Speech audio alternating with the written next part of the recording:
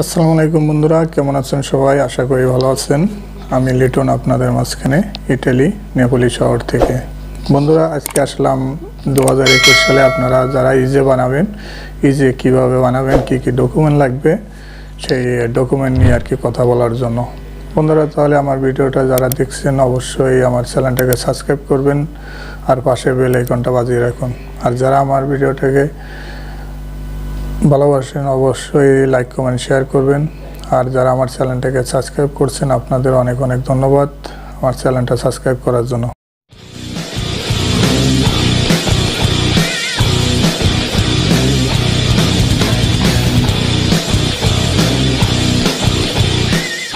বন্ধুরা, তাহলে চলেন আর কি 2021 সালে আপনার ইজে বানাইতে কী কী ডকুমেন্ট লাগবে সেই ব্যাপারে আর কি কথা বলি।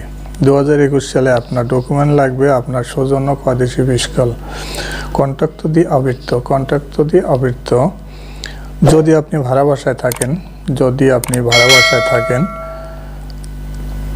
কিন্তু বাসার আপনার যে কন্ট্রাক্ট দি আবৃত্ত যেটা কাগজ, হয়তো তার একটা রিসিভতা লাগবে।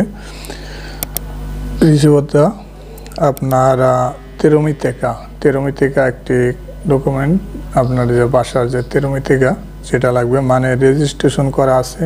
তেরোমিতিকা মানে রেজিস্ট্রেশন করা আছে, এরকম একটি সার্টিফিকেট আপনার দরকার হবে।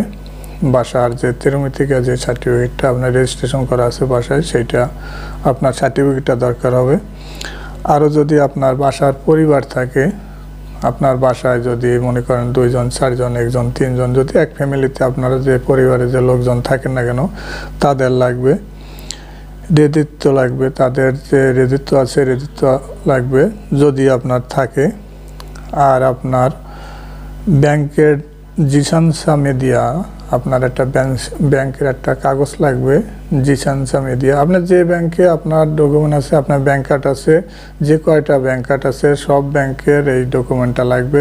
আপনি যদি না বলতে পারেন তাহলে আপনি জায়গা খালি বলবেন ব্যাংকের যে লোকজন আছে যারা আছে ব্যাংকে, আপনি মনে করেন যে ব্যাংকে যারা আছে ভারপ্রাপ্ত যারা কাজ করে ব্যাংকে, তাদেরকে যদি বলেন যে আমি ইজে বানাইতে চাই আর কি, তার জন্য কি ডকুমেন্ট লাগবে, তারা আপনার আর কি ওই কাগজটা বের করে দেবে। বন্ধুরা, এটা আর কি সেরকম কোনো সমস্যার কাজ না, আপনি খালি বললে হবে যে আমি ইজে বানাইতে চাই আর কি। ইটালিয়ান ভাষায় বলবেন, আমি তো আপনাদেরকে বাংলায় বলতেছি। আপনি যদি ভাষা ভালো না পারেন, যে ভাষা ভালো জানে তাকে নিয়ে যাবেন, তাকে দিয়ে বলাবেন যে আমি ইজে বানাবো 2021 সালে।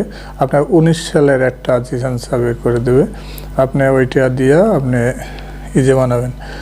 আর যদি আপনার নামে যদি কোনো বাসা থাকে, আপনার যে আপনার নামের উপরে আপনি একটা বাসা রাখছেন, বাসা চালাইতেছেন, সেই বাসার কাগজ, কিংবা আপনি যদি কাগজ না থাকে, তাহলে যদি আপনার কাগজ দিতে না পারেন তাহলে আপনি দেবেন যে একটা বিল পাকারা করেন, তার একটা রিসিভতা দিলেও চলবে।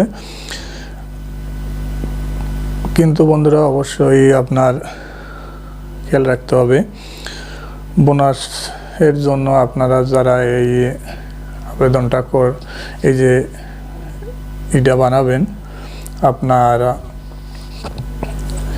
ইজেটা যে বানাবেন, এই ইজেটা কী জন্য বানাবেন আর কি, ডকুমেন্ট কি লাগবে সেটা তো আপনাদের বলেই দিলাম যে এই ডকুমেন্ট লাগবে।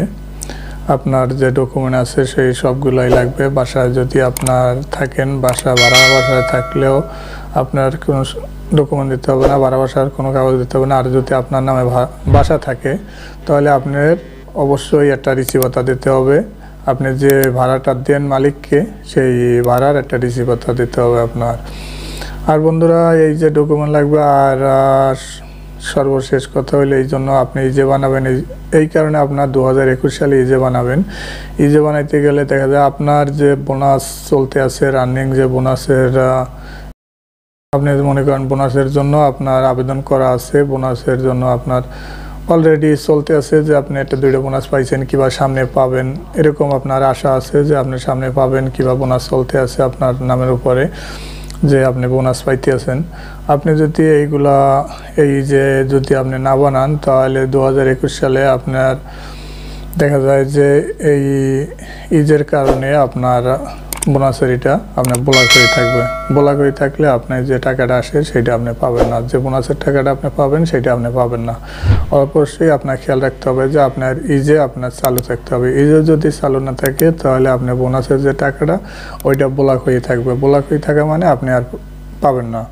বন্ধুরা অবশ্যই তাহলে আপনি ইজে বানানোর চেষ্টা করবেন। আর বন্ধুরা এই 21 সালে ইজে বানাইলে আপনারা জানুয়ারি থেকে আপনারা প্রথম দ্বিতীয় সপ্তাহের মধ্যে ইজেটা বানাই ফেলবেন, কেননা বছরের শুরুতেই আপনার ইজেটা দরকার। সারা বছর আপনি একবার বানাইলে সারা বছরই চলবে। অতএব আপনি বছরের শুরুতেই আপনি ইজেটা আপনি বানানোর চেষ্টা করবেন বন্ধুরা। আর বন্ধুরা যদি ভালো লাগে কথাগুলো, আপনি ইজে কী কারণে লাগবে আর কী জন্য আপনি ইজে বানাবেন এটা তো আপনাদের আর কি বলার চেষ্টা করলাম। অবশ্যই আমার ভিডিওটা আপনাদের ভালো লাগবে বন্ধুরা। তাহলে আজ এই পর্যন্তই, আর বেশি কথা বাড়াবো না। আর সবসময় আর কি সাবধানে চলাফেরার চেষ্টা করবেন বন্ধুরা।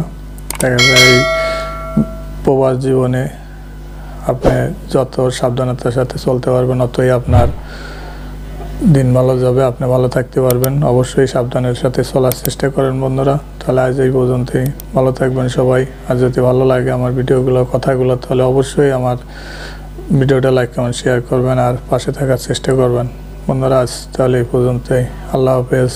আবার কথা হবে অন্য ভিডিওতে।